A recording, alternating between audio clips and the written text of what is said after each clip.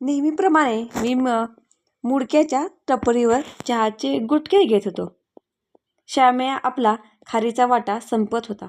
आत्तापर्यंत त्याच्या खारीने 2 कप चहा पिऊन टाकला होता. तिसऱ्या कपात श्याम्या शेवटची खारी मोठ्या तन्मयतेने बुडवत होता. सुरश्या, तुमच्या चहाचे बिल माझ्याकडे. मुडक्या, मला कॉपी आण.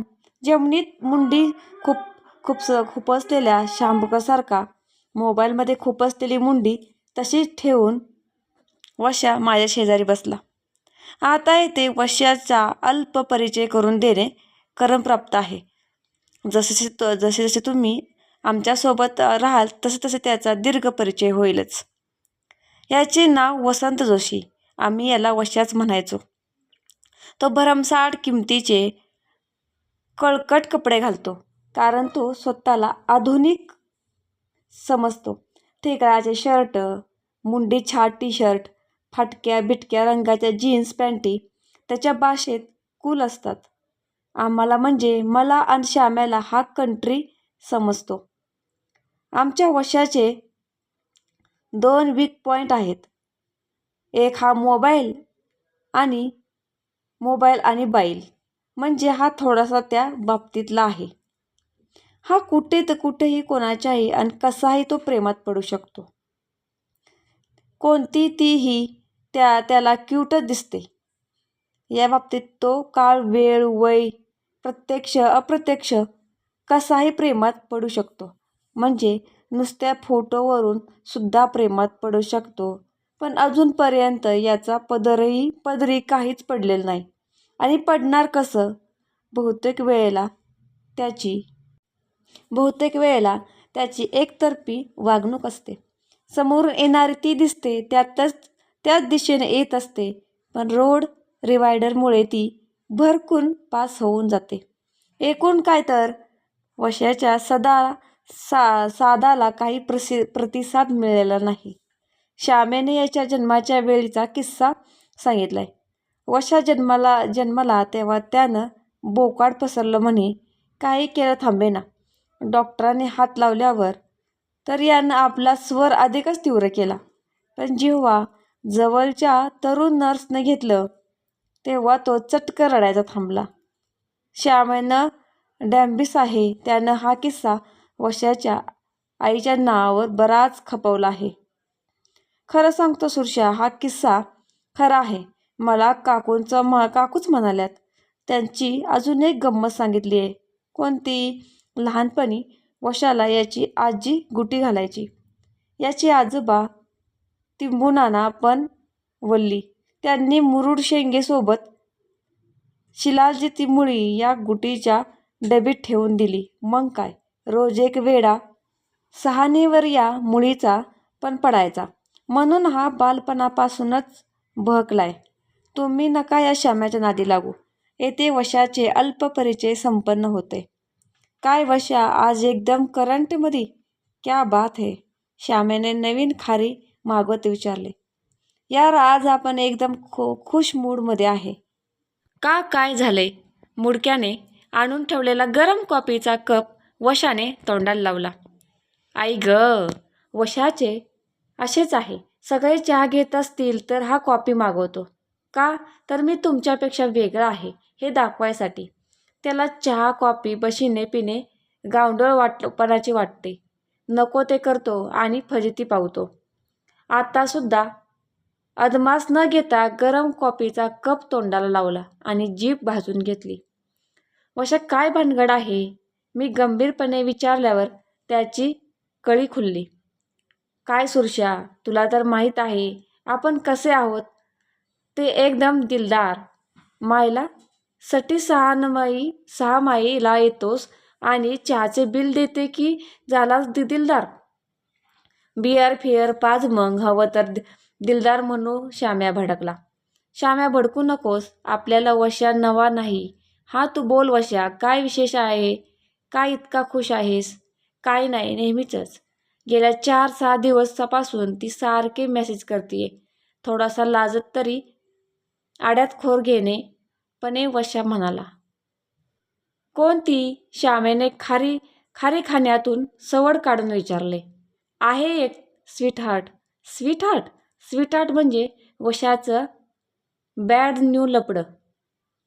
वशा काय काय डिटेल वार सगळं सांग. श्याम्याने इंटरेस्ट दाखवला. सुरुवात केली म्हणजे जे काय असेल त्याचा श्याम्या पार इस्कोट करणार. थोडक्यात बातमी अशी होती की रोज संध्याकाळी 7 वाजता वशाला एक मेसेज येतोय. I love you, I am waiting for you. Phone number आणि सोबत एक क्यूट फोटो. आता पुढे काय करावे याबद्दल आमचा म्हणजे माझा आणि श्यामचा सल्ला घेण्यासाठी वशा इथवर आला होता. वशा या लपड्यात पडू नकोस, हे खरे नसते. मी माझे प्रामाणिक मत दिले. सुरशा तू एक नका एकदा तिचा डीपी पहा, मग बोल. यार कसली क्यूट आहे. वशा तेथे काय पण टाकता येते. या श्यामेने नाही का मारुतीचा फोटो डीपी बनवून टाकलाय. तू ना खूप निगेटिव्ह आहेस. ती माझ्या राजबिंड्या डीपीवर विश्वास ठेवून मला लव करते आणि तू म्हणतोस हे खरं नसतं. मला खरं कारण माहीत आहे. तुम्ही माझ्या लवकर जळताय. सुंदर पोरगी मिळतीये आणि तीही या वसंतला. कसं बघवेल. तुम्हाला माझी प्रगती बडबडाट पावत नाही. तुम्हाला मित्र म्हणायला मला लाज वाटते. वशा नौटंकी बस झाली. मला तुझी काळजी वाटते म्हणून तुला सल्ला दिलाय. वशा तू त्या सुरशाकडे नको लक्ष देऊस. तो नेहमीच पुढे जाणाऱ्यांचे पाय मागे ओढतो. मला तर विचारशील तर. श्याम्याने थोडा पॉज घेतला. तर काय. वशाने अधीरतेने विचारले. तर मीही तेच म्हणेन की तू नको या लपड्यात पडू. अरे पण का का काय. वशा तुझ्यात ते डेअरिंग नाही. तू येत्या वेळेस ढेपाळतोस. तुला सिच्युएशन सांभाळता येत नाही. मागे माधवीच्या वेळेस असेच झाले होते. काय झाले होते विसरलास. बागेत भेटायला बोलवले होतंस तिला. बाप आणि भावाला घेऊन आली. शर्टाचे जाऊ दे, बनियान फाटोस्तोर बदललं होतं तुला त्यांनी. मी आणि सुरशाने कशी बशी तुझी सुटका केली होती. नको रे त्या वाईट आठवणी काढूस. पण नेहमीच असे होत नसते. बी पॉझिटिव्ह. शेवटी श्याम्या पण वैतागला. ते मरू दे. तुझ्या मनात काय आहे. श्याम्याने विचारले. मी म्हणतो ट्राय मारावा. मार. पण वशा आम्हाला वाटते तूच निर्णय घ्यावा आणि परिणामही तूच भोगावे. आम्ही त्यात नाहीत. मी वशाला निर्वाणीचा सल्ला दिला. वशा तू नको सुरशाचा ऐकू. हान फोन. दाखव डेअरिंग. कुठं भेटती विचार. श्याम्याने शेवटचा घाव घातला. वशाने फोन लावला. ठिकाण वेळ ठरली. 4 दिवसांनी वशा देवदास होऊन मुडक्याच्या टपरीवर आला. त्याच्या चेहऱ्यावरून काहीतरी सॉलिड गोची झाल्याचे स्पष्ट जाणवत होते. काय वशा भेटली का रे ती. श्याम्याने विचारले. वशा गप्पच. वशा नसेल सांगायचे तर नको सांगूस. बनियान शाबूत आहेत ना. मी हळूच विचारले. सुरशा तू आणि श्याम्या मला का छळताय.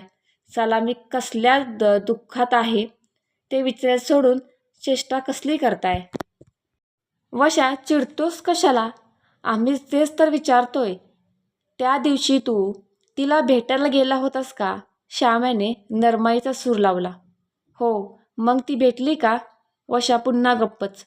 मायला. वशा काय झालं त्या दिवशी हे तू नाही सांगितलंस तर आम्हाला कसं कळणार. आणि आम्हाला नाही कळलं तर आम्ही काय डोंबल मदत करणार. श्याम्याचा आवाज थोडा वाढलाच. त्यामुळे झाले काय की मुडक्या गल्यावरून उठला आणि आमच्यात सामील झाला. तू तर बोलूच नकोस श्याम्या. तूच कर डेअरिंग म्हणून भरीस घातलंस. तिथंच सगळा घोळ झाला. हा खरंय. मग काय करू. नको म्हणतो तर तूच ट्राय मारतो म्हणालास. पण पुढे झालं काय ते तर सांग. कसलं काय. तेथे गेलं तर काय. मायला तो दाढीवाला बाबा निघाला. इतका वेळ सत्यनारायणची पोती ऐकवी तशा तन्मयतेने ऐकणारा मुडक्या टायर फुटल्यासारखा हसला. त्यात हु हसणं बराच वेळ उसवत नाहीत. मी आणि वशा आश्चर्यचकित होऊन बसत राहिलो. एखाद्या कॉल गर्लला झिंगाट असा आमचा कॅस होता. पण इथं तर वेगळंच निघालं. गपाऱ्या गदड्यांनो, काय गाढवासारखं खिदळताय, वशा ओरडला. पिन ड्रॉप सायलेन्स झाला. वशा, आम्ही नकोच म्हणत होतो. तू ऐकलं नाहीस. पण झालं ते झालं. आता आमच्याकडून तुझी काय अपेक्षा आहे? श्याम्याने विचारलं. श्याम्या, मला ना या लव्ह यूच्या मेसेजपासून सुटका पाहिजे. मला बिअर पाजणार. देतो, पण पुन्हा पुन्हा हा मेसेज यायला नको. वशा, अबे तो नंबर ब्लॉक कर ना. कशाला या श्याम्याला बिअरसाठी सोकावून ठेवते. मी सजेस्ट केलं. तू मला बेवूक समजतोयस काय? 2 दिवसापूर्वीचं ते करून पाहिलं. मग काही नाही, दुसऱ्या नंबरवरून तोच मेसेज येतोय. आता मी कोड्यात पडलो. श्याम्या, कसा काय इनकमिंग मेसेज थांबणार? मग ठरलं, बिअर पार्टी. काय वशा, ठीक आहे? मलूल आवाजात वशाने कबूल दिली. वशा, आण तुझा तो मोबाईल. श्याम्याने वशाच्या मोबाईलवर एक मेसेज टाईप करायला सुरुवात केली. Hello darling, I love you to.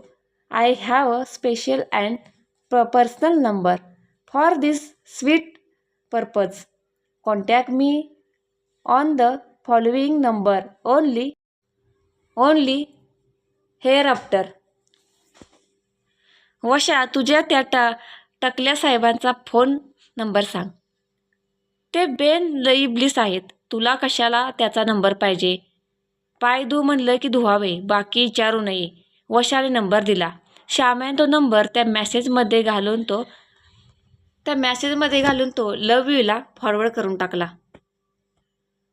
वशा निघून गेला होता. श्याम्या, ही डोकेबाजी कशी काय जमती रे तुला? त्यात काय डोक्यालिटी? तुला म्हणून सांगतो सुशा, हे एस एम एस मलाच येत होते. मीच वशाच्या नंबरवर डायव्हर्ट केले. यापुढे सारे मेसेज वशाच्या इब्लीस साहेबांना छळणार. मी त्या दिवशी श्याम्यासाठी चहा खारीची पार्टी दिली.